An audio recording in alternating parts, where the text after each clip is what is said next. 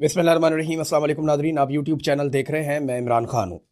सबसे पहले पाकिस्तान से दो खबरें, उसके बाद आलमी सतह पे कुछ इंपॉर्टेंट इतलात आ रही हैं। पेंटागन ने एक और बहुत बड़ा फैसला किया, वाइट हाउस भी इस फैसले में शामिल है। ताजरों को अब मैदान में उतारा गया है। देखें, ये जो जीएसपी प्लस स्टेटस वाला मामला है ना, ऐसा लगता है कि पाकिस्तान की मिलिट्री एस्टेब्लिशमेंट को इस बात का मुकम्मल अंदाज़ा हो चुका है, या इनके खैर ख्वाहों ने या इनके सोर्सेज ने इनको बता दिया है कि जीएसपी प्लस का स्टेटस शदीद खतरे में है।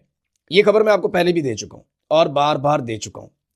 मैं आपको पहले भी बता चुका हूँ कि पाकिस्तान की मिलिट्री एस्टेब्लिशमेंट इस वक्त पाकिस्तान में जो हरकतें कर रही है, इन करतूतों के होते हुए जीएसपी प्लस स्टेटस का कायम रहना मुमकिन नहीं है। बतौर पाकिस्तानी मेरी ख्वाहिश हो सकती है, आपकी हो सकती है, लेकिन हमें हकीकत का सामना करना पड़ेगा। जीएसपी प्लस स्टेटस किसी के कहने से, किसी के बयान देने से कभी भी ख़त्म नहीं होता।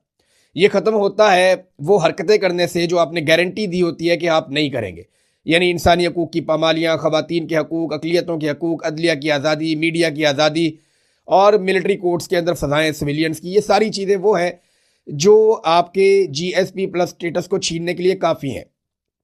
तो पाकिस्तान की एस्टेब्लिशमेंट ने जीएसपी प्लस स्टेटस को ख़त्म करने के लिए कोई कसर नहीं छोड़ी। इन्होंने हर वो घटिया काम किया जिसके बाद ये स्टेटस पाकिस्तानियों से चला जाता और इसका नुकसान पाकिस्तान को होता। अब ऐसा लगता है कि एस्टेब्लिशमेंट को अंदाज़ा हो गया है कि ये काम भी होने जा रहा है, तो इसका मलबा उन्होंने इमरान खान पर डालने का फैसला किया। इमरान खान के बेटे ने यूरोप में बात की इंसानी हकूक़ के हवाले से, अपने वालिद की गैर कानूनी कैद के हवाले से और जो जुल्म और बर्बरियत हो रही है उसके हवाले से। उसने कहीं नहीं कहा कि पाकिस्तान का जीएसपी प्लस का स्टेटस वापस लिया जाए, बल्कि इमरान खान के बेटे ने यह स्टेटमेंट दिया कि इमरान खान की तरह वो भी ये चाहता है कि पाकिस्तान का जीएसपी प्लस का स्टेटस बरकरार रहे, जिससे पाकिस्तानियों को फायदा होता है। और यही बात जुल्फी बुखारी ने भी की। लेकिन पाकिस्तान के मीडिया पे पहले झूठी खबरें चलवाई गई और जब मीडिया की अक्सरियत ने ऐसा करने से इनकार कर दिया कि ये तो बिल्कुल ही झूठ है, हमें तो कोई एक छोटा सा जुमला तो दे दें जिसमें उसने कहा हो, चंद चैनल जो है वो गुलामी में इस हद तक आगे चले गए कि उन्होंने ये कर दिया। लेकिन फिर वज़रा ने प्रेस कॉन्फ्रेंस की और उसको चलवाया गया पाकिस्तान के सारे मीडिया के ऊपर और अब ताजरों को मैदान में उतारा गया है। इन ताजरों का जो मुजरिम है वो पाकिस्तान की एस्टेब्लिशमेंट है, जिन्होंने पाकिस्तान में वो हर हरकत की जिसकी वजह से पाकिस्तान का जीएसपी प्लस का स्टेटस छिन सकता है। और अब ये इल्ज़ामात डालना चाहते हैं इमरान खान पे, जो गुज़िश्ता 3 साल से जेल में है और जिसके दौरे हुकूमत में पाकिस्तान के पास जीएसपी प्लस का स्टेटस मौजूद था। अब पाकिस्तान ने वो सारी हरकतें कर दी हैं जिसके बाद ये स्टेटस पाकिस्तान से चला जाए। किसी के कहने से तो नहीं जाएगा ना। हाँ, ये हो सकता है कि डोनाल्ड ट्रंप की सिफारिश काम आ जाए या बैनुल-अक़वामी सतह पे ये लोगों की कुछ और बातें मान लें या अपने आकाओं के जरिए से या कुछ करके स्टेटस को बचाने की कोशिश करें, ये एक अलग बात है। वरना इन्होंने इंसानी हकूक़ की वो पामालियाँ पाकिस्तान में की हैं, वो तबाही फेरी है कि अब इसराइल भी शर्मा रहा है। जिस तरह की हरकतें इन्होंने पाकिस्तान के अंदर कर दी हैं ख़वातीन के साथ, खास तौर पर अभी आलिया हमजा को गिरफ्तार किया, एक एक मामले में एक एक शख्स को एक ही वक्त में 6-6, 7-7 शहरों के अंदर मुकदमात में इन्वॉल्व करके 9 मई में इन्होंने गिरफ्तार कर लिया। पाकिस्तान ने वर्ल्ड रिकॉर्ड बनाया जुल्म का। यहाँ पाकिस्तान की हद तक इससे पहले कभी ऐसा नहीं हुआ था। 3 मरतबा तो पाकिस्तान में कत्लेआम हो गया है, बल्कि अब ये चौथी मरतबा जब 30 से ज़ायद अफराद फिर शहीद हो गए। जिस दिन आयतुल्लाह खामनई की शहादत के बारे में एहतजाज कर रहे थे पाकिस्तान भर में लोग, तो उस वक्त भी एक कत्लेआम हुआ। तो ये बार बार पाकिस्तान में हो रहा है। हालात ये पहुंच गए हैं कि इमरान खान साहब के वकील बता रहे हैं कि हम अपील करना चाहते हैं अदालत में और उसके लिए हमें वकालतनामे पे दस्तखत करवाने हैं। हम वकालतनामा लेके जाते हैं तो असल में तो होता यह है कि वकील को इजाज़त दी जाती है, वो जाके अपने क्लाइंट से जेल में मिलता है और वकालतनामे पे दस्तखत ले लेता है। लेकिन पाकिस्तान की मिलिट्री एस्टेब्लिशमेंट ने आसिम मुनीर साहब के हुक्म पे इमरान खान साहब को कैद तन्हाई में डाला हुआ है। इमरान खान साहब ने कहा कि उन्हें या उनकी बीवी को कुछ भी हुआ तो जिम्मेदार कोई और नहीं, सिर्फ आसिम मुनीर साहब होंगे। तो इमरान खान साहब कैद तन्हाई में हैं, उनके वकला को उनसे मिलने नहीं दिया जाता और उन्हें किसी किस्म का वकालतनामा साइन नहीं करवाने दिया जाता। अब वकालतनामा साइन करने के लिए जेल की इंतजामिया को दिया, उन्होंने भी इनकार कर दिया। वो भी वकालतनामा साइन करवा के नहीं दे रहे और इमरान खान साहब के जो वकला है उन्होंने इसके बारे में स्टेटमेंट जारी कर दिया है। अब आ जाए नाजरीन असल खबर की तरफ। जो बड़ी खबरें यहाँ मेरे पास मौजूद हैं, सबसे पहले तो एक खबर है अमरीकी चैनल CNN से। CNN ने इस बात का खदशा जाहिर किया है कि डोनाल्ड ट्रंप इस तनाज़े को मज़ीद बढ़ाने जा रहा है और वो इस बात पे गौर कर रहा है कि सफारती बातचीत अगर नाकाम हो गई, जिसकी कामयाबी के इम्कानात कम है क्योंकि ट्रस्ट का डेफिसिट बहुत बड़ा है ना। देखिए, अमेरिका ने जो मुतालबात रखे, ज़रा एक नज़र आप उन पे डाल लें, आपको आइडिया हो जाएगा कि क्या ईरान ये मुतालबात मान सकता है।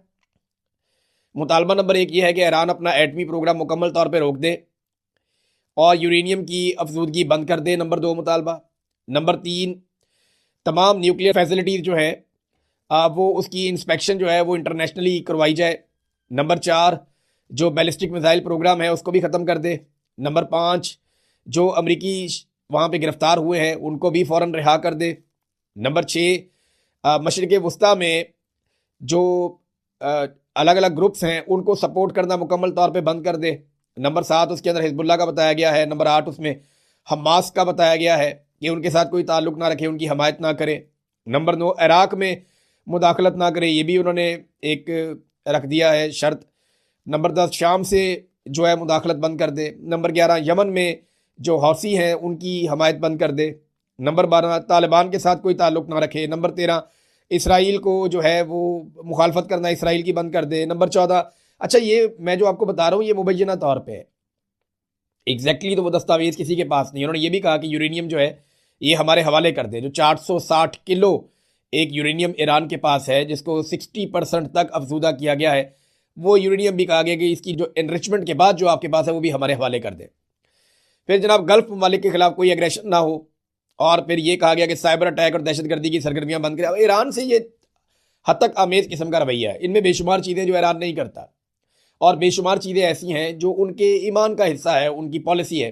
यानी वो ये कहते हैं कि जुल्म और जबर के खिलाफ हम बोलेंगे, जो फ़लस्तीनियों के साथ जुल्म हो रहा है उसके खिलाफ हम खड़े होंगे, वो बार बार कहते हैं।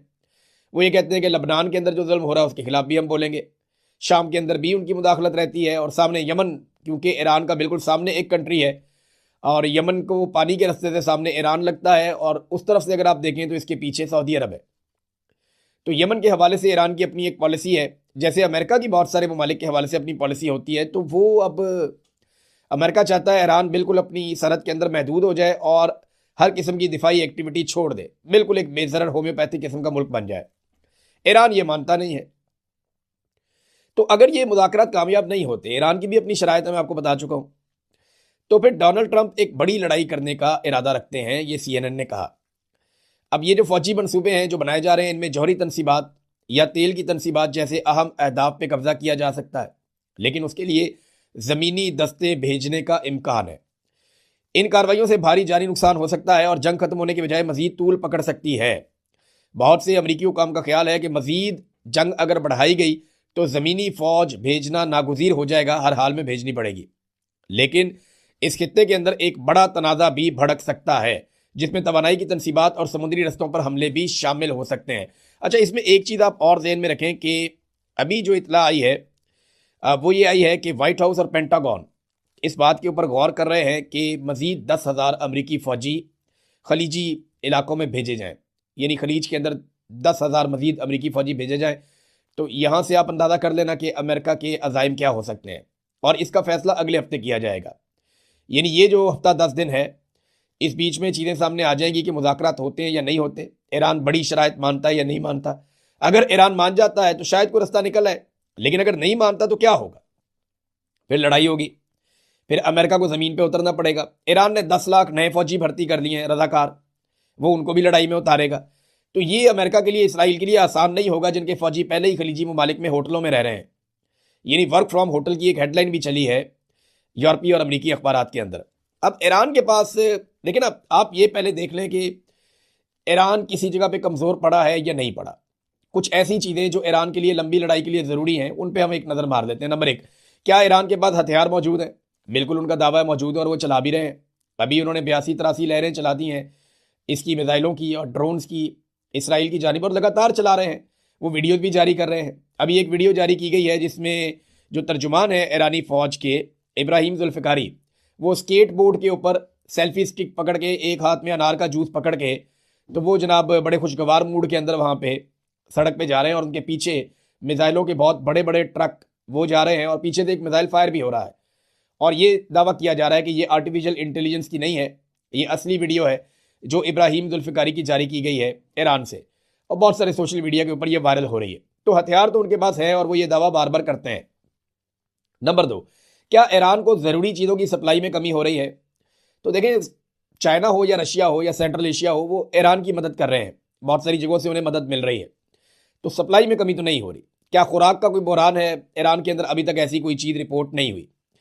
क्या ईरान के पास सही इंटेलिजेंस मौजूद है? तो सैटेलाइट इंटेलिजेंस जो है वो ईरान को बिल्कुल एक्यूरेट मिल रही है, और इतनी एक्यूरेट मिल रही है कि अमेरिका और उसके इत्तेहादी हैरान है कि ये इतने ज़बरदस्त अटैक कैसे कर रहे हैं। फिर क्या ईरान आलमी तन्हाई का शिकार हुआ है? नहीं, इसके बरक्स हम ये देख रहे हैं कि अमेरिका और इसराइल आलमी तन्हाई का शिकार हो रहे हैं, जबकि ईरान के हवाले से यूरोप कम से कम ईरान के साथ खड़ा है। खित्ते के अंदर ईरान की सूरत मुख्तलिफ है, लेकिन तुर्की या पाकिस्तान इस लड़ाई से गुरेज कर रहे हैं, अफगानिस्तान ईरान की हमायत कर रहा है, चाइना और रशिया ईरान की हमायत कर रहे हैं। तो यहाँ काफ़ी हमायत भी मौजूद है ईरान की, और यूरोप इस लड़ाई से अपने आप को बाहर रख रहा है, और वो बाद औक़ात कहते हैं कि ईरान अपने दिफा का हक इस्तेमाल कर रहा है। फिर चेन ऑफ कमांड क्या ईरान की बरकरार है? जी, वो अभी तक बरकरार है। ईरान इसी वजह से डरता है, उन्होंने अक़वाम मुत्तहिदा से रब्ता भी किया। उन्होंने कहा जी कि आप बाउंड करें अमेरिका को और इसराइल को कि हमारे लीडर्स का कत्ल बंद करें। ये गलत है, और ये आलमी कवानीन की खिलाफ वर्जी भी है।